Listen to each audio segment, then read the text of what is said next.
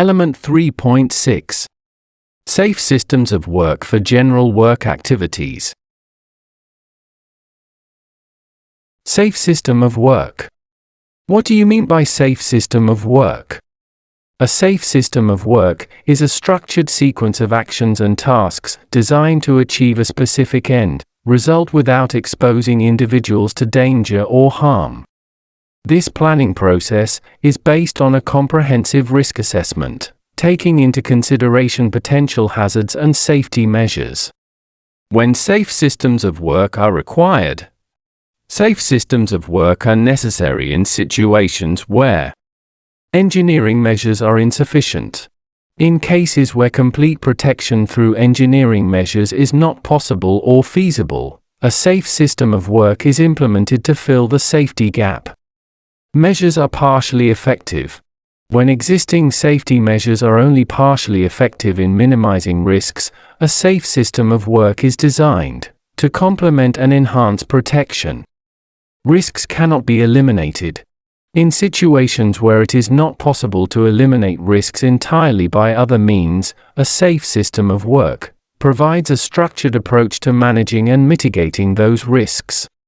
The goal of a safe system of work is to ensure that tasks are carried out with a clear plan, adherence to safety protocols, and a focus on minimizing risks and dangers, ultimately protecting the well-being of those involved in the process.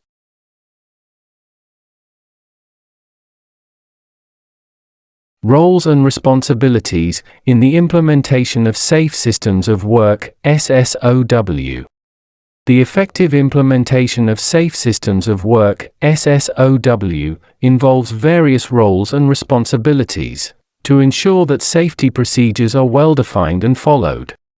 Here are the key roles and responsibilities associated with SSOW. Employer. Ensure availability of SSOW.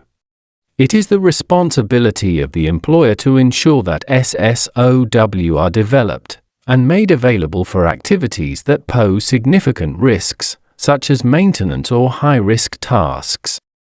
Provide resources. Employers should allocate the necessary resources, including time, training, and equipment, to support the effective implementation of SSOW. Competent person. Assist in SSOW development. Competent individuals, often in the role of safety experts or advisors, help managers in developing guidance for SSOW, including the creation of proper forms and documentation. Advise on adequacy. Competent persons advise management on the adequacy of the safe systems produced, offering their expertise to ensure that safety measures are comprehensive and effective. Worker involvement. Gain commitment. Workers should actively participate in the development and implementation of SSOW, demonstrating their commitment to safety and contributing their insights. Cultivate a safety culture. Involvement of workers helps cultivate a strong safety culture within the organization, promoting safety as a core value. Practical understanding. Workers typically possess a practical understanding of the work they perform, making their input invaluable in the development of SSOW. Ownership. Involvement instills a high level of ownership among workers, making them more accountable for the safe execution of tasks and adherence to SSOW. Written procedures. Ensure consistency. Written procedures provide consistency in task execution, ensuring that safety measures are consistently applied across various situations. Basis for training. These procedures serve as the foundation for training programs, enabling employees to understand and follow established safety protocols. Documentation format. Written procedures can take various formats, including detailed manuals, short notes with accompanying checklists, or other documentation methods tailored to the specific needs of the task or process.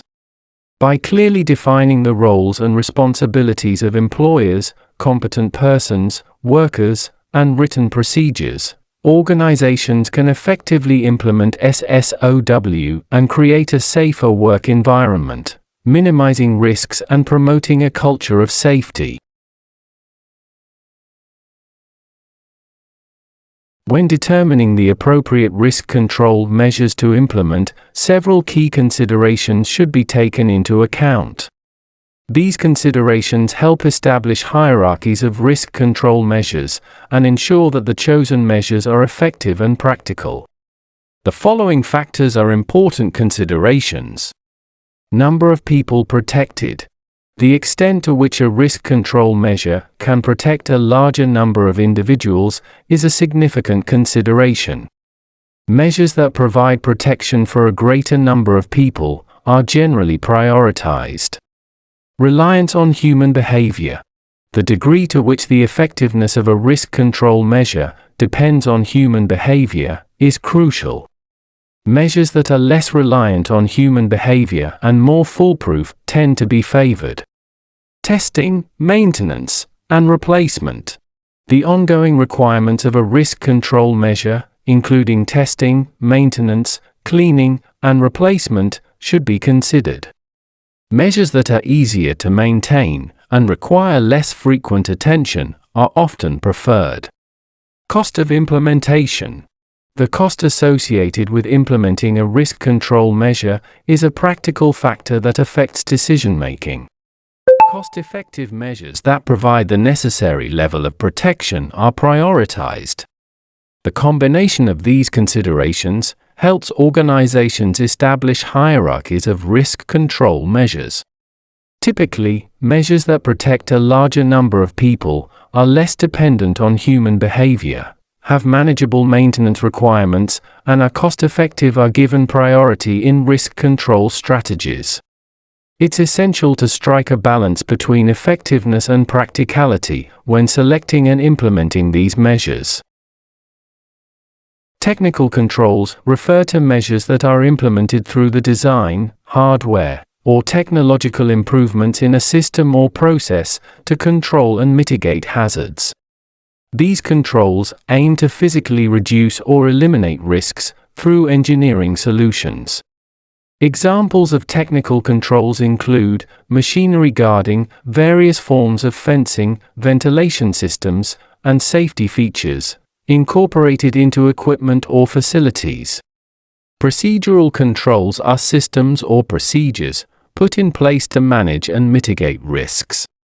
They are often considered soft controls as they involve the establishment of protocols, guidelines, and processes to ensure that tasks and operations are performed safely.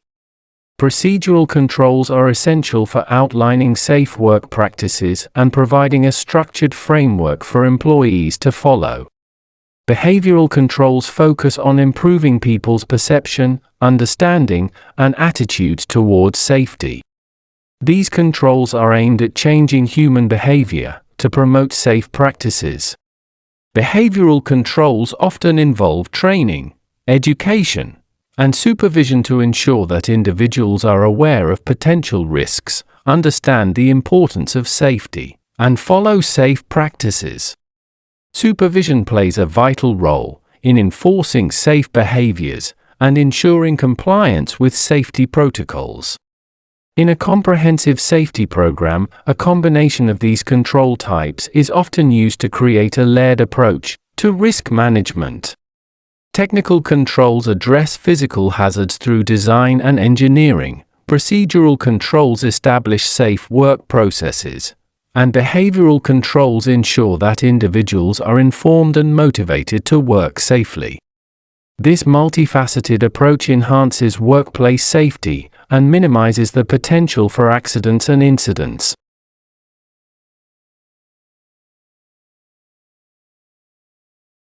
Safe systems of work. Now let's look into the factors that need to be considered when developing a safe system of work. When developing a safe system of work, SSOW, it's crucial to consider a wide range of factors to ensure that the work can be carried out safely and efficiently. The acronym PEME plus SREDIM can help guide the identification of these factors. People doing the work. Skill and experience.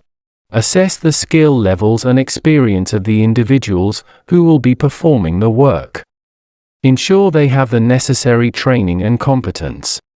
Equipment, plant, machinery, and tools. Assessment of equipment. Identify and provide the required equipment, machinery, tools, and plant needed for the task. Ensure that these items are in proper working order and well maintained. Chemicals and other substances. Substance exposure. Evaluate the presence of chemicals or substances to which workers may be exposed during the work. Implement appropriate safety measures to protect individuals from potential hazards. Environment. Environmental conditions. Consider the working environment, including factors such as temperature, weather, lighting, and workspace conditions. Adapt the work plan to address environmental factors. Sequence of operations. Work sequence. Define the precise sequence of operations to be carried out. Establish a logical order for tasks to ensure safe and efficient execution. Foreseeable hazards. Hazard identification. Identify potential hazards that may pose risks to the workers or others in the vicinity. This includes physical hazards, chemical exposures, and other safety concerns. Practical precautions. Hazard mitigation. Determine and document practical precautions that can be taken to either eliminate or minimize identified hazards. These precautions may include engineering controls, personal protective equipment, PPE, or safety procedures. Training needs. Training requirements. Assess the training needs of individuals involved in the work. Ensure that they are adequately trained and aware of the hazards and safety procedures. Monitoring systems. Precaution implementation. Establish monitoring systems to ensure that the defined precautions are effectively implemented during the work. This may involve inspections, audits, or checks to confirm compliance with safety protocols. By carefully considering these factors, organizations can develop comprehensive and effective safe systems of work that prioritize safety, minimize risks, and promote a culture of safety within the workplace.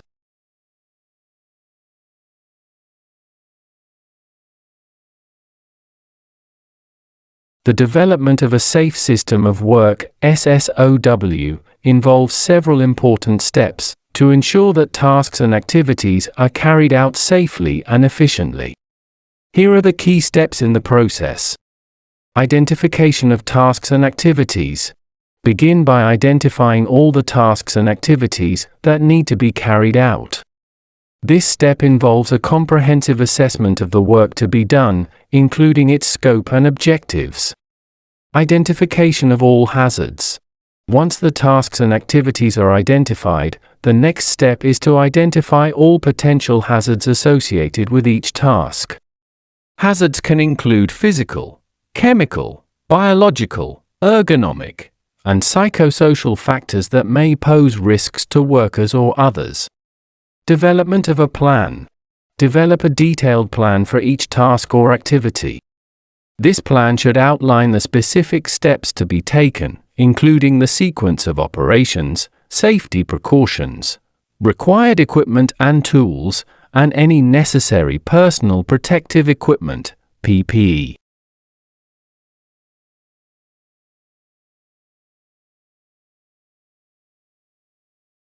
Job Safety Analysis, JSA, is a structured process used to identify and mitigate hazards associated with a specific job or task. It involves a thorough examination of the job and its components to ensure the safety of workers. The process typically begins with an overview of the job, considering the following aspects. Job description. A detailed description of the job or task being analyzed, including its purpose, objectives, and the expected outcomes. Location. The specific location where the job will be performed.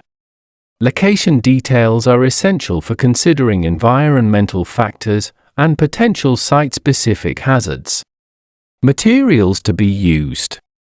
Identification of the materials, substances, or chemicals that will be used during the job.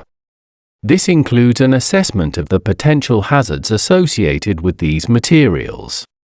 Equipment and machinery involved. Listing the equipment, tools, machinery, and any other hardware that will be used in the job. This step includes assessing the risks related to the operation and maintenance of this equipment. Hazards and risks. Identification of all potential hazards and risks associated with the job. Hazards can encompass physical, chemical, biological, ergonomic, and psychosocial factors. Assessing risks involves evaluating the likelihood and severity of each hazard. Personal protective equipment, PPE. Determination of the required personal protective equipment, PPE, for workers involved in the job.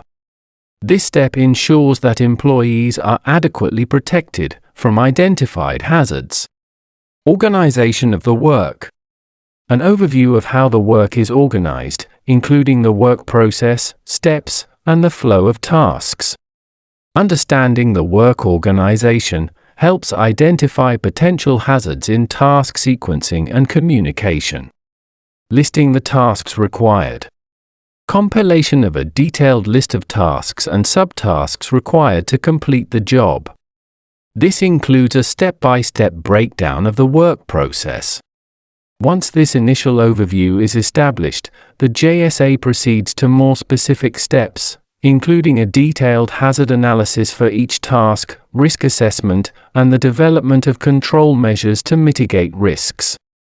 The JSA process ultimately aims to create a safe work plan and procedures that minimize or eliminate hazards, ensuring that the job can be carried out safely and efficiently. Documentation in safety management serves as the cornerstone for establishing and communicating safety standards and guidelines within an organization. It provides the basis for developing training programs and materials, ensuring that employees receive consistent and accurate safety information. Effective safety documentation should be clear, practical, and easy to follow, promoting compliance and reducing the risk of confusion. This documentation is essential for demonstrating regulatory compliance, facilitating safety audits, and holding organizations accountable for safety practices. It also plays a crucial role in incident reporting, investigation, and continuous improvement, allowing for updates and revisions as lessons are learned and safety requirements change. Moreover, documentation supports emergency response planning, ensuring that employees know how to respond to various emergencies, thus contributing to a safer and healthier work environment. Document control in safety management is essential for ensuring that safety-related documents meet high standards. These documents must be clear, concise, and easy to understand to prevent confusion. They should also stay relevant to the workplace's current conditions and hazards. Regular updates are necessary to reflect changes accurately. Timeliness is crucial, with accuracy being a priority to maintain the latest safety practices. Version control tracks revisions and guarantees that the most recent version is always in use. Accessibility, review and approval, retention guidelines, and employee training are integral parts of document control. Regular audits and monitoring help identify any deficiencies or issues that need attention, ultimately fostering a safer work environment. Monitoring is an essential part of maintaining a safe workplace. It involves two critical aspects. First, ensuring that the prescribed safe working methods are correctly followed and applied by our employees, and second, confirming that these methods are genuinely safe and effective in practice. By conducting regular monitoring, we can guarantee that our safety measures are not only being adhered to, but are also achieving their intended goal of safeguarding our employees and creating a secure work environment. This proactive approach helps us identify any necessary improvements and make our workplace even safer. Regular reviews are an integral part of our safety commitment. These reviews occur at set intervals, such as when we introduce new machinery, materials, or changes in working patterns. Additionally, we conduct reviews when there are modifications in our processes or equipment. Importantly, reviews are also prompted after any safety incident.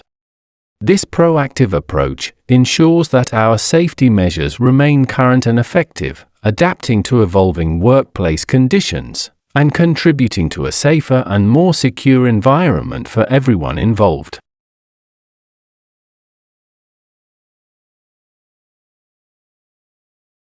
Failure in safe systems of work, SSOW, can result from various factors. Poorly written procedures that lack clarity and coherence may lead to confusion among employees, increasing the risk of accidents. Inadequate scope of procedures that doesn't encompass all potential risks can leave critical safety aspects unaddressed. Insufficient training might result in employees not fully understanding or adhering to safety protocols. The abuse of procedures, such as taking shortcuts, can compromise safety. Incorrect documentation and record keeping can hinder the effectiveness of SSOW. Management failures, like a lack of commitment or funding, can undermine safety initiatives. Additionally, the absence of appropriate equipment safeguards, such as machine guards, can expose workers to unnecessary risks. Addressing these issues is crucial for a robust and effective safety system.